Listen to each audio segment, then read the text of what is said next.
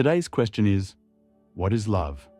What we call love is the structural adaptation of the brain to an object over time. Object here means anything, a person, including oneself, an animal, a thing, a behavior, an idea. And adaptation means nothing else than the process of learning, of understanding an object in its specific objectivity. In learning, the brain becomes in part structurally similar to the object as it is experienced. That structural similarity, or shared objectivity, is what we call love.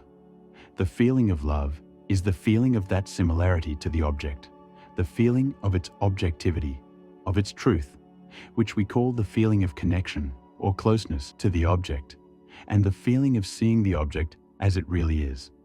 That feeling of objectivity is a feeling of complete peace and happiness, because it is the absence of subjectivity from which all negativity arises.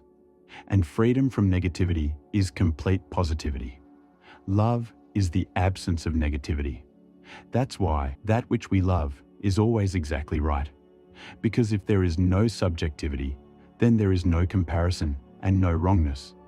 The idea of wrongness arises only with the idea of the subject. There is no wrongness in objectivity.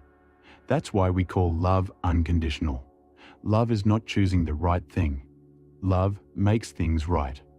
The adaptation takes place without conscious choice or effort. It is a natural effect.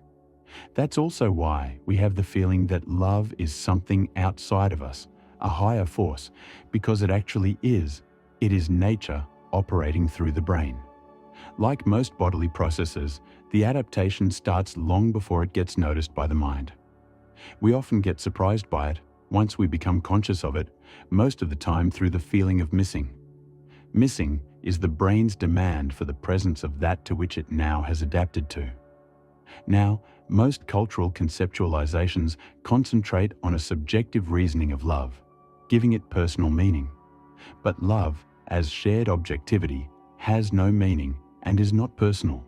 Love, opposite to any concept of love, can only truly be experienced once subjectivity can be given up completely. As love is the ending of subjectivity, subjectivity is the ending of love.